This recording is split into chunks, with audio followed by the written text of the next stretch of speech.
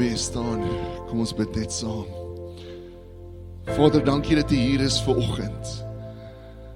Dankie Heilige Gees vir 'n beweging en 'n aanraking in elke hart en elke gees. Ons vra vanoggend, Here, vir genesing waar dit nodig is. As hier vanoggend iemand is, Here, wat sit met pyn, wat sit met 'n siekte wat nie wil los nie, dan vra ons vanoggend in die naam van Jesus Christus, raak ons aan, Here, van kop tot toon. Here, ons spreek sommer nou tot elke pyn, tot nekpyn, skouerpyn, migraines, kniepyn, heuppyn, rugpyn. In die naam van Jesus Christus, verlaat daai liggaam. Dankie, Here, vir genesing vanoggend. Dankie, Here, vir genesing wat vloei soos 'n rivier. Dankie dat U hier is. Dankie vir U teenwoordigheid vanoggend. Net so wil ons vra, as iemand is vanoggend wat nodig het om jou saak met die Here reg te maak. Soos elke week wil ons geleentheid gee. As dit jy is vanoggend en jy dalk 'n klein bietjie weggedwaal, dalk 'n klein bietjie weggetrek van die Here af, wil ons vanoggend vir jou vra, terwyl almal se oë toe is, wil jy nie net vinnig jou hand opsteek en laat sak nie, as jy sê, ek het nodig om vanoggend net weer reg te maak. Dankie julle, dankie. So Vader, vanoggend kom ons as gemeente, as gemeenskap van gelowiges, as familie. Here, en ons vra, Here, aanvaar ons weer in U hande. Aanvaar ons weer in U arms. Van hierdie oomblik af, Here, verklaar ons weer, U is die koning van ons lewe. U is ons verlosser, ons saligmaker, ons Here. En in hierdie oomblik, Here, kom verklaar ons glo. Ons sal aanhou glo. Ons sal aanhou glo, U het uit die dood opgestaan. Ons sal aanhou glo, U is die Here. U is die Here van my lewe. U is die Here van ons dorp. U is die Here van die reën. U is die Here van die oes. En ons kom terug huis toe vanoggend. Dankie dat ons U kinders kan wees. Dankie dat ons kan weet, U is 'n Vader van liefde in oorvloed. En ons eer U vanoggend. En Here, ons is so lief. Ons is so lief. Dankie dat U hier is. Dankie dat U hier is. Net voor ons amen sê, ek voel net so dringendheid op my hart, terwyl almal se oë toe is. Net voor ons amen sê, ek voel daar's 'n klomp huwelike wat die laaste ruk deur baie striweling gaan. En as dit jou huwelik is vanoggend, ek gaan nie eens vra dat jy jou hand opsteek nie, wil ek net saam met jou bid. So Vader, vanoggend kom bid ons ook vir elke huwelik wat deur 'n moeilike tyd gaan, elke verhouding wat deur 'n krapperige tyd gaan. En ek wil vanoggend vra, Here, kom raak elkeen aan wat sê, dis ek daai. Kom raak daai gesin aan en bring genesing, bring herstel vanoggend in die naam van Jesus Christus. Dankie, Here, vir gesonde gesinne. Dankie vir 'n gesonde familie. En ons eer U vanoggend. Dankie dat U 'n goeie God is. En ons is so lief. Dankie, Jesus. En almal sê saam. Amen. Jy is welkom jou sitplek in te neem. Amen. Kan ons net vir ons Strauss Family Band vanoggend net 'n groot applaus gee? Dankie julle.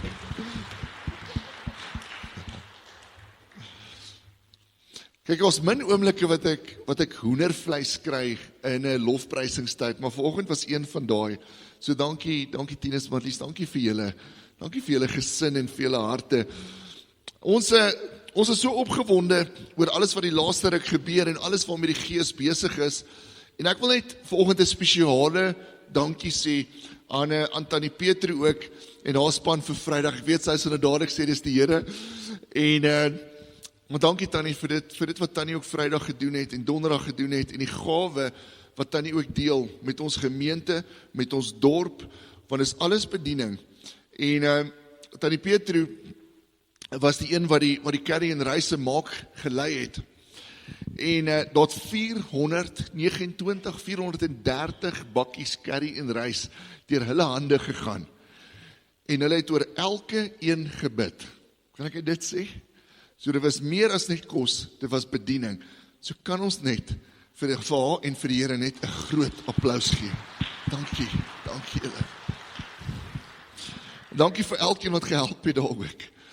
Ek was baie dankbaar toe ek Vrydag hier instap en Tinus toe ek so agter in die saal kom, toe is daai bakkie so uitgelê en toe sê hulle maar die eerste proesel, jy weet, behoort aan die ou wat nou ingestap kom, sê ek, dankie Here.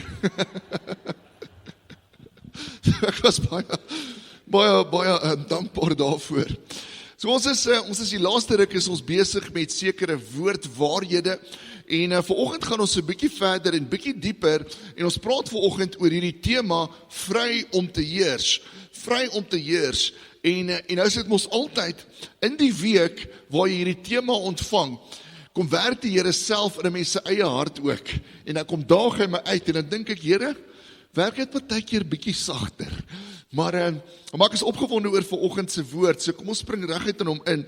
So ons sien in Genesis 1, sien ons hoe die Here op 'n plek kom, waar hy hierdie doelbewuste, intentionele besluit maak om die skepping van die grond af te kry, om die aarde te skep, om die heelal te begin skep. En hy doen dit alles deur sy woord. So ek dink, as jy op daai stadium een van die hemelwesens was, een van die engele, moes dit een van die fenomenaalste tye in die geskiedenis wees om te aanskou. Daai oomblik toe God deur sy woord begin skep. En dan praat hy en hy sê, laat daar lig wees en daar was lig. Laat daar water wees en daar was water. Laat daar diere wees en daar was diere. En alles het ewe skielik tot stand gekom en was geskep deur die woord van God. En hier is die ding, God het nog nie ophou skep deur sy woord nie. Sy woord skep vandag nog, sy woord wat ons kry in die skrif, skep vandag nog in ons 'n nuwe gees, in ons 'n nuwe lewe, nuwe gedagtes, 'n nuwe geloof. Elke liewe deel van my word nuut geskep wanneer ek sy woord inneem, wanneer ek sy woord lees, wanneer ek dit hoor. Daar's 'n vertroue in my wat geskep word rondom wie my God is, wanneer ek sy woord aanskou. En dit was dieselfde by die skepping. So hy skep deur sy woord.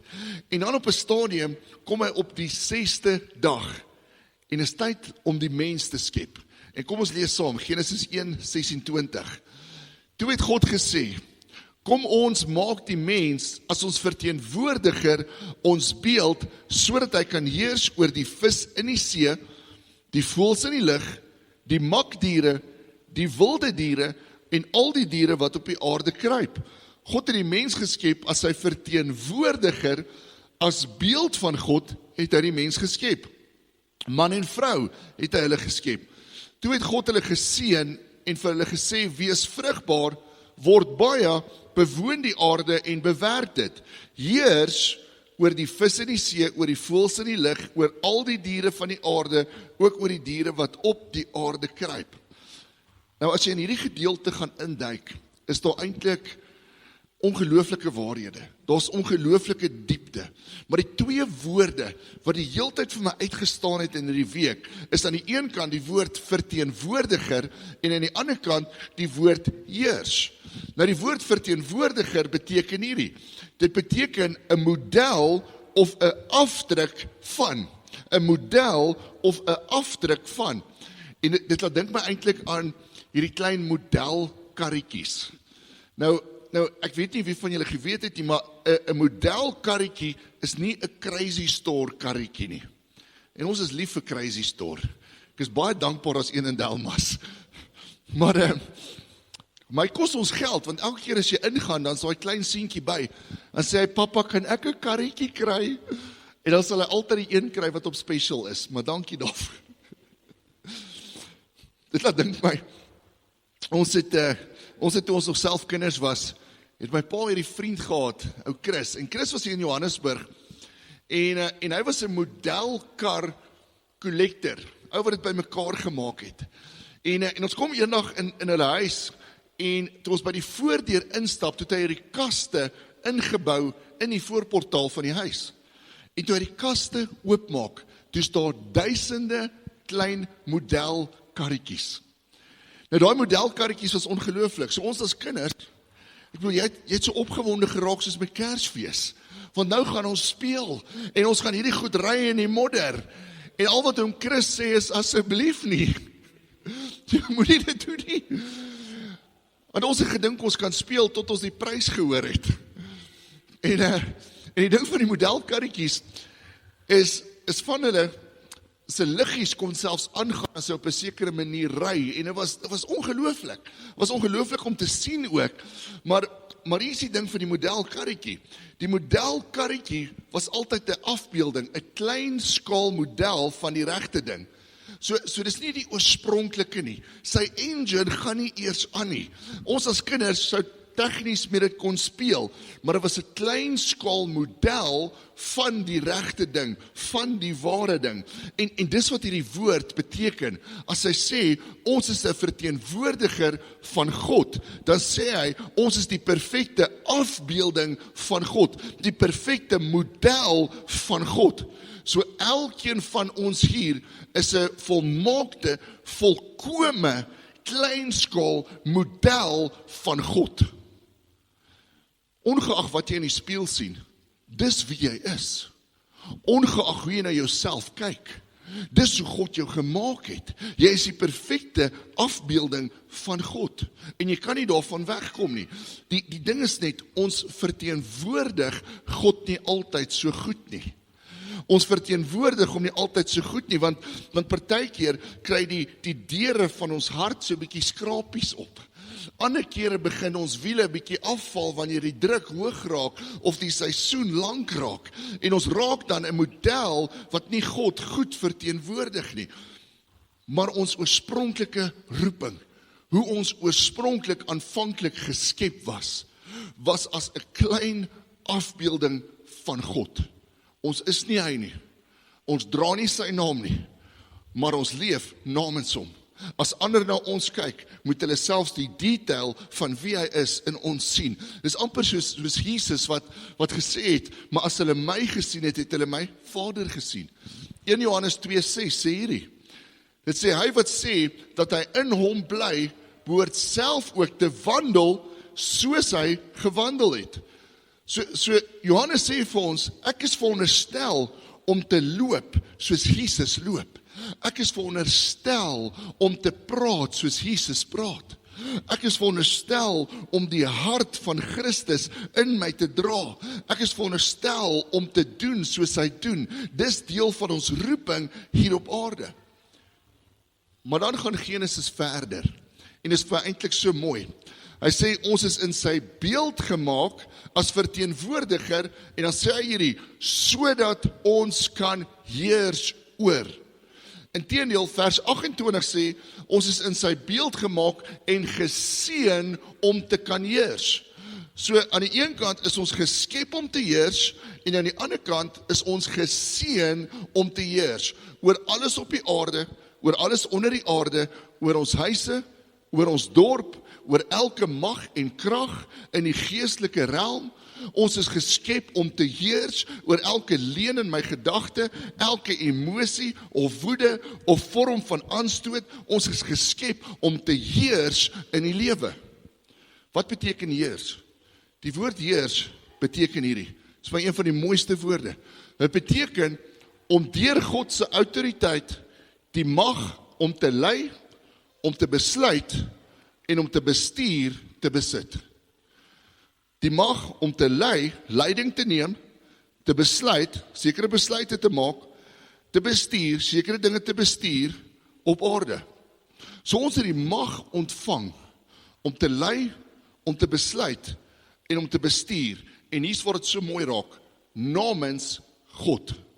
Namens God. So hy nooi ons uit.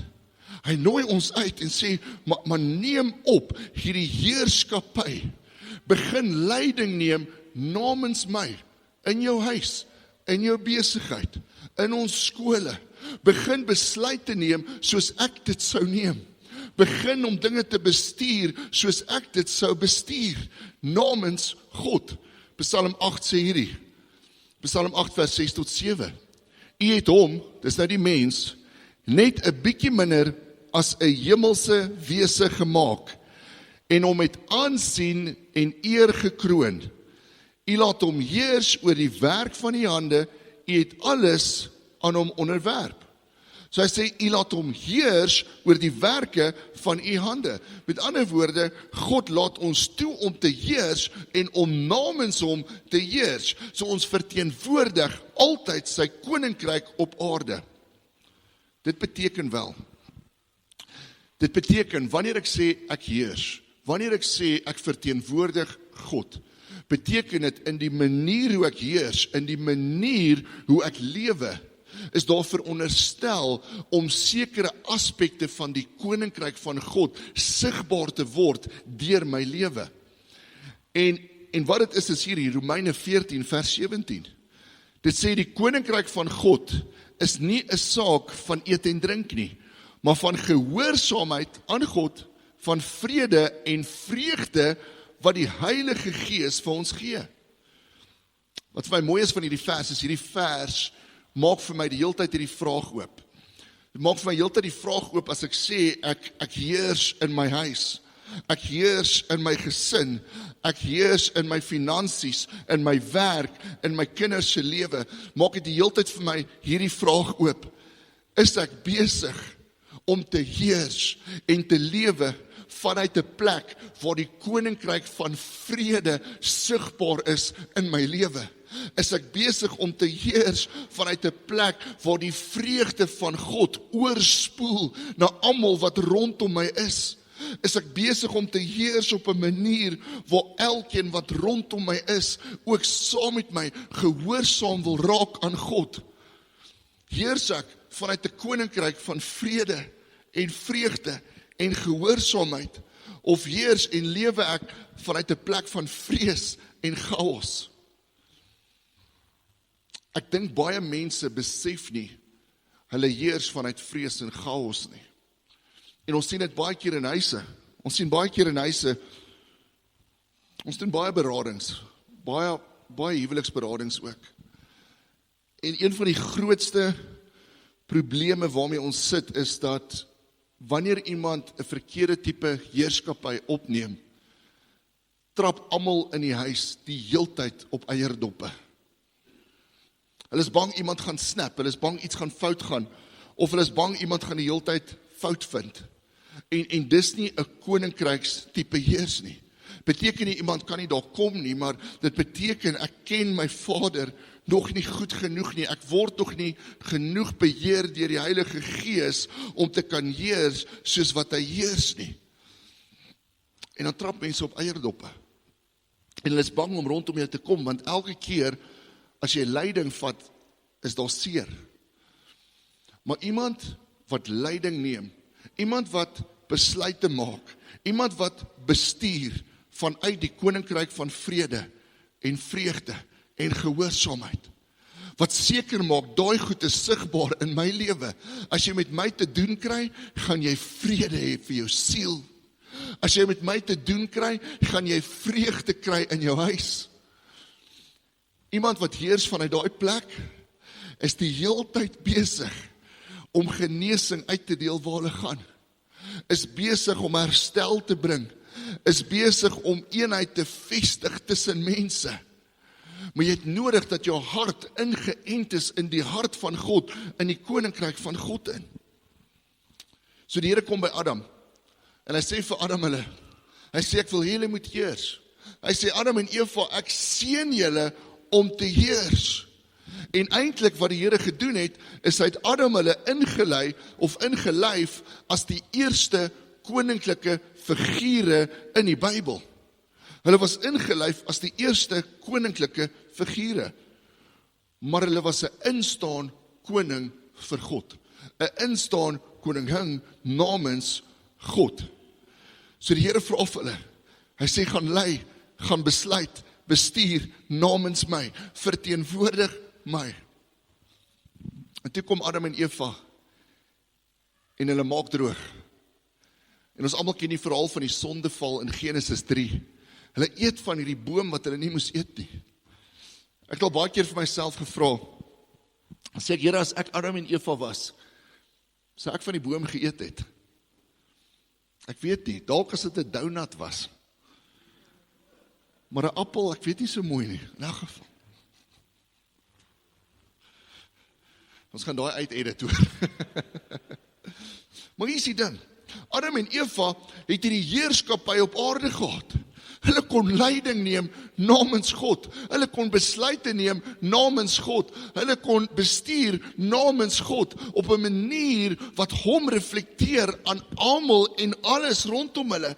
En dan gee hulle dit prys vir 'n vrug op 'n boom. En van daai oomblik af was daar hierdie stryd op aarde vir wie in beheer is hier. Daar was hierdie stryd vir heerskappy. En toe kom daar hierdie oomblik, Daniël 7:22, kom ons lees saam. Toe het hy wat ewig lewe, dis nou God, gekom en uitspraak gelewer ten gunste van die heiliges van die Allerhoogste. Die tyd het aangebreek dat die heiliges van God die koninklike heerskappy sou ontvang. So daar was hierdie oomblik in die geskiedenis vir ons as mense ons heerskappy begin prysgee het. Die manier hoe ons heers begin delegeer het aan sonde. En toe staan 'n oomblik in die hemelse hof, in Daniël 7, in die hemelse hof, waar God hierdie uitspraak gee vanuit die regterstoel ten gunste van die heiliges van God. En eintlik sê hy, tot hier toe en nie verder nie. Tot hier toe en nie verder nie. En hy lewer hierdie uitspraak wat oordeel oor die bose gee, oordeel oor die duisternis bring, en aan die ander kant aankondig, dis tyd vir die gelowiges om weer te begin heers. Wat vir my mooi is van hierdie oomblik. Dis tyd vir ons om weer te begin heers. Dit was die oomblik wat aangeteken is in die woord, waar God besluit het om sy seun weer aarde toe te stuur. Of om sy seun te stuur.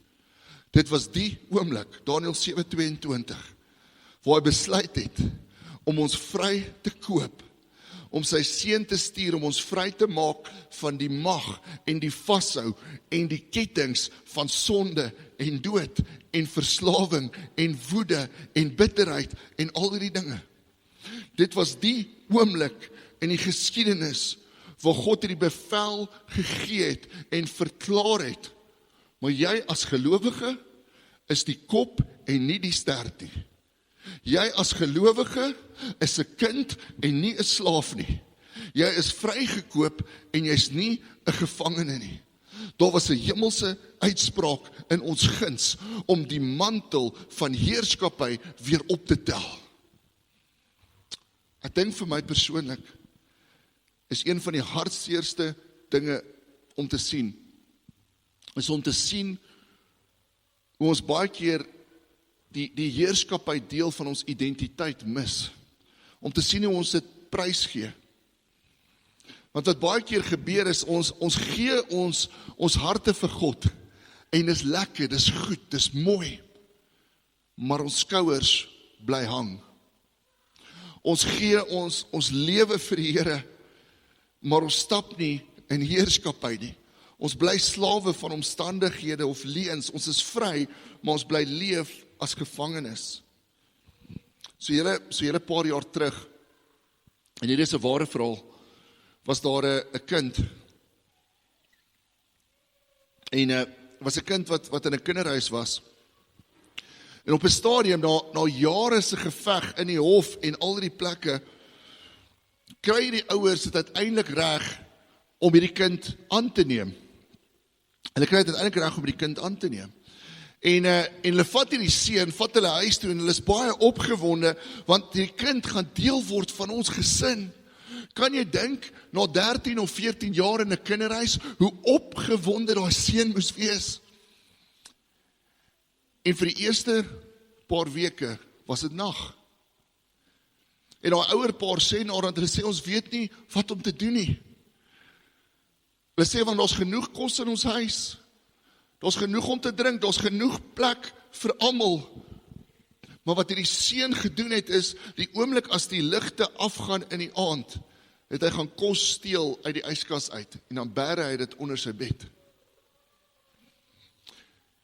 Die oomblik as hulle eet, het hy begin om kos in sy sakke in te steek, en naderhand het dit begin oorgaan na geld, dan gaan soek hy in die kaste vir geld, en hy hou aan steel, en hy hou aan wegsit, en hy hou aan steel, en hulle vra naderhand vir iemand, hulle sê, maar, hoekom doen hy dit? En in daai oomblik besef hulle hierdie, hy was vry vir die eerste keer in sy lewe, maar in sy kop was hy nog in die kinderhuis. In sy kop moes hy nog veg vir sy lewe, moes hy nog veg vir sy kos. En dan gaan sit toe by hom en hulle sê, onthou net, in hierdie huis is jy nie 'n slaaf nie. In hierdie huis hoef jy nie te veg vir oorlewing nie. In hierdie huis is jy vry. In hierdie huis is jy 'n kind. Jy het nie nodig om te werk, om te steel, om al die goed nie. En daai kind se lewe het so omgedraai, dat hy besef, ek is nie meer in 'n kinderhuis nie, ek is nou deel van 'n gesin. En ek dink wat ons baie keer doen, is ons leef as slawe, as gevangenes, alhoewel ons alreeds vry is. Ons leef soos 'n weeskind, alhoewel ons 'n kind van God is. 'n goeie toets om te kyk of jy leef as 'n kind en 'n koning in God se huis, of aan die ander kant nog as 'n slaaf van omstandighede en leuns en sonde, is hierdie twee vrae. Die een is, as God in my skoene was in my huis, sou hy geheers het soos ek geheers het. Sou hy leiding geneem het in my finansies, sou hy leiding geneem het in my kinders se lewens, sou hy leiding geneem het in my huwelik soos ek te doen, sou hy besluit het soos ek besluit, sou hy gedoen het en bestuur het soos ek bestuur, of sou hy iets anders doen? En die tweede vraag is, wanneer dinge skeefloop, heers ek oor my omstandighede en my emosies, of heers my emosies oor my? Val ek vinnig vir woede? Val ek vinnig vir onvergifnis? Val ek vinnig in 'n gat in waaruit ek nie kan klim nie? Want onthou hierdie, Johannes 8 vers 31, toe sê Jesus vir die Jode wat in hom glo, as julle aan my woorde vashou, of my woorde getrou bly, is julle waarlik my disippels. En julle sal die waarheid ken, en die waarheid sal julle vrymaak. So die waarheid verwys na God se woord. Dis die woord wat aanhou skep, en vrymaak verwys na die losbreek van die mag van sonde en gedagtes en patrone en daai gevoel van ek word gestraf as 'n weeskind van God. Maar Christus kom maak ons vry, sodat ons nie meer 'n slaaf is in hierdie wêreld nie, maar dat ons kan loop as 'n kind en 'n koning in my Vader se huis. Kom ons lees gou die volgende in Johannes 8:34. Jesus sê toe vir hulle, dit verseker ek julle, elkeen wat sonde doen is 'n slaaf van die sonde. 'n Slaaf bly nie vir altyd by 'n huisgesin nie, maar 'n seun bly vir altyd. Eers as die seun julle vry maak, sal julle werklik vry wees. Kyk gou weer vers 35. 'n Slaaf bly nie vir altyd by 'n huisgesin nie, maar 'n seun bly vir altyd. Sien, as ek vrygemaak is deur Christus, as ek hom ontvang het, as my persoonlike saligmaker en verlosser, as koning van my lewe, dan kom maak die Gees my vry om te kan heers in hierdie wêreld, in my lewe, in my omstandighede, as 'n seun of 'n dogter van God. Ek sê altyd vir ouens in voorhuwelikse sessies, dan sê ek vir hulle, onthou net gou hierdie, wanneer jy met jou man of jou vrou trou jy met 'n seun van God, met 'n dogter van God. En dit verander bietjie hoe ek jou gaan hanteer vorentoe. Want dis een ding as jou pa op my klim, maar dis 'n ander ding as God op my klim. En baie keer besef ons nie, dis wie ons is nie.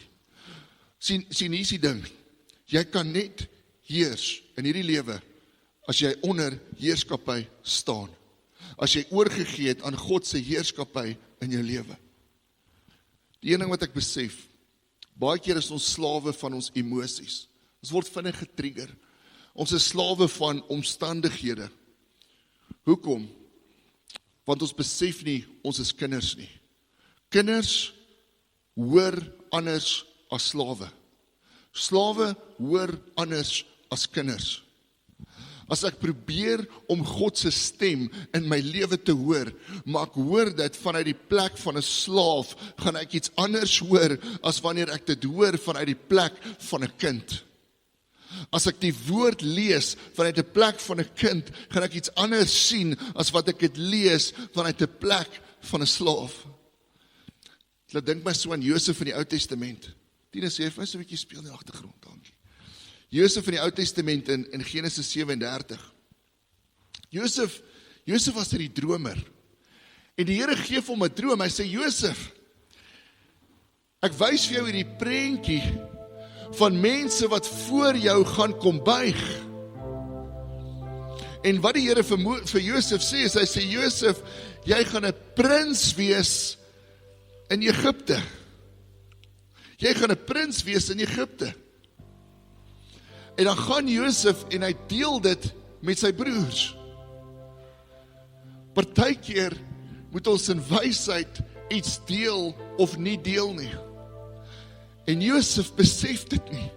Dan deel hy hierdie droom en hulle gooi vir Josef in 'n put om hom te verkoop in slawerny in. Maar wat het Josef reg gedoen? Josef was in die put, maar hy het homself gesien as 'n prins en nie 'n slaaf nie. En later word Josef na die Farao se huis toe gevat waar hy in die tronk gegooi word. En Josef het al die rede gehad om te sê, ek is 'n slaaf van my omstandighede, ek is 'n slagoffer. Hy het al die rede gehad om in selfbejammering in te gaan.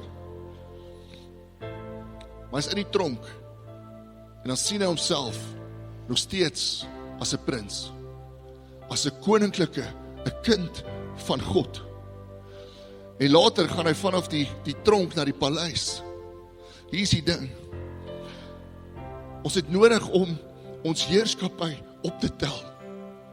Dit beteken ek het nodig om God te verteenwoordig. Dit beteken ek het nodig om te besef, ek is 'n kind in sy huis en nie 'n slaaf in 'n tronk wat gestraf word nie. Ek het nodig om te besef, ek is 'n koninklike van God, aangestel namens hom. En dit beteken, al is ek in 'n put, ek sal daai put in 'n paleis omkeer. Al is ek in 'n tronk, ek is nie 'n slaaf nie.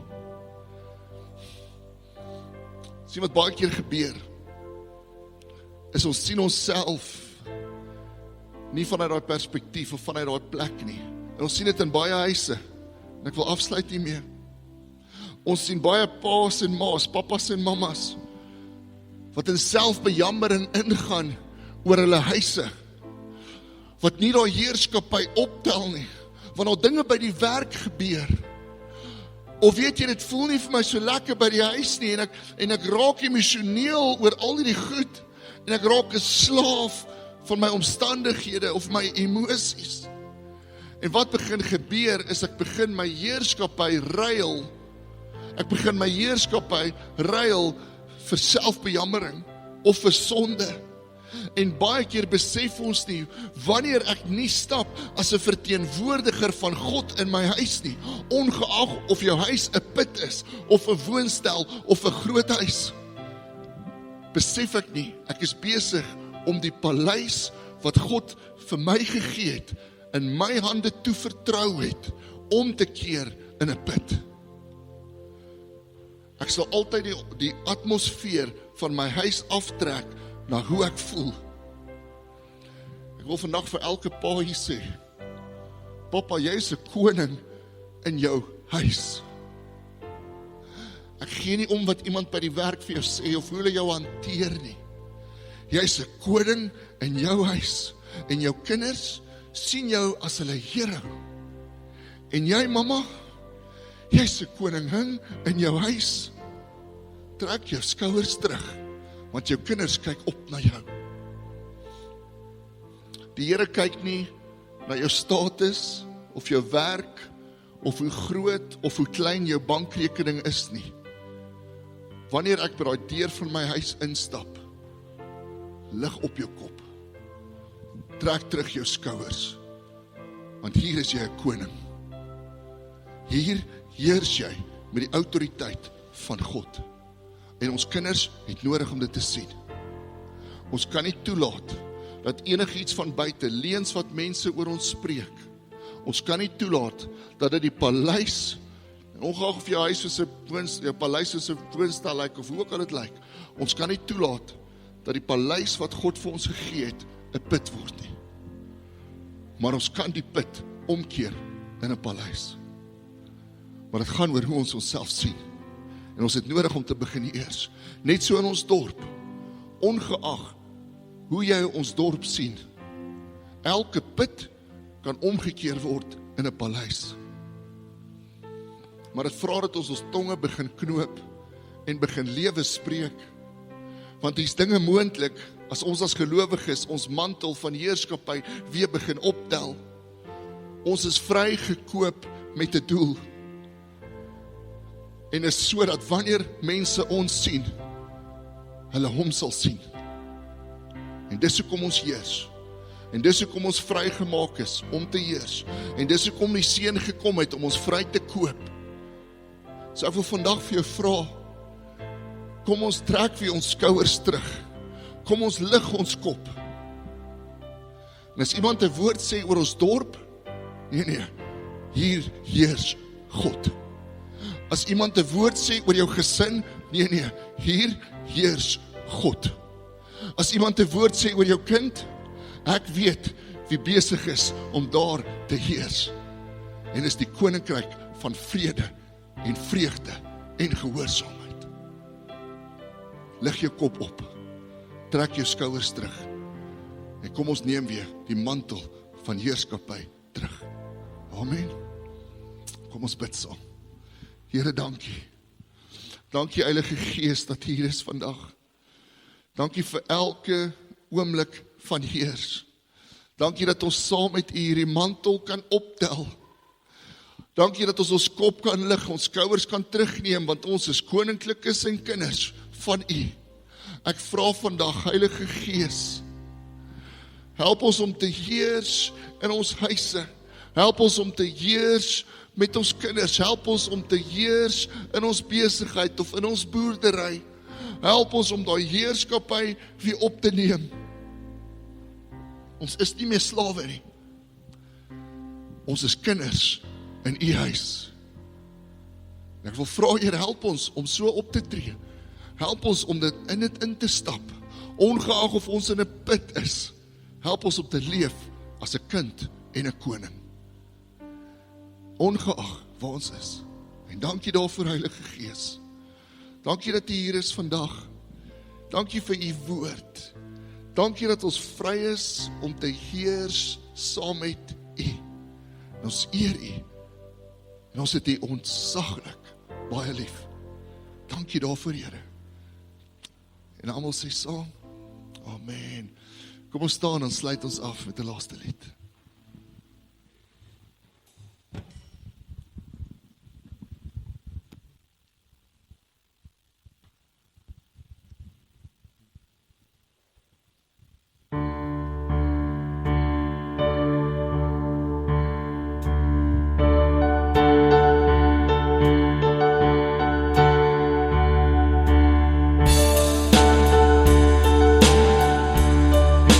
Ek wil gereed wees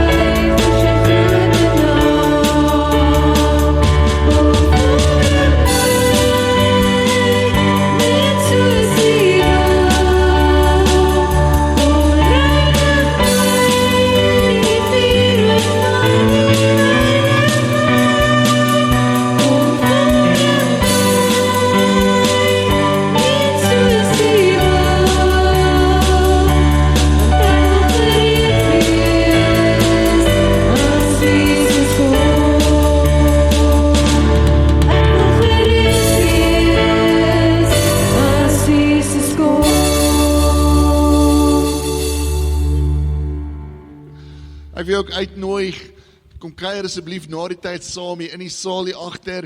As dit jou eerste keer by ons is en jy wil meer inligting hê of jy wil graag op die WhatsApp groep kom, gaan daar mense daar agter by die baniere wees met sulke groen lanyards aan. Net so as jy graag gebed nodig het of wil jy iemand met saam met jou bid, kan jy of bly sit of jy kan na die tyd na een van die persone met die lanyards daar agter gaan en hulle sal saam met jou bid. So ontvang die seën van die Here. Mag die Here jou seën en jou beskerm. Mag hy sy aangesig oor jou laat skyn. Mag jy daai heerskappy weer optel in jou huis, in jou gesin, in jou besigheid, in jou werk en selfs in die gemeente. En mag die Here jou seën in sy naam alleen. Amen. Dankie dat jy hier was, dankie dat jy ons seën. Mooi week verder, sien volgende week.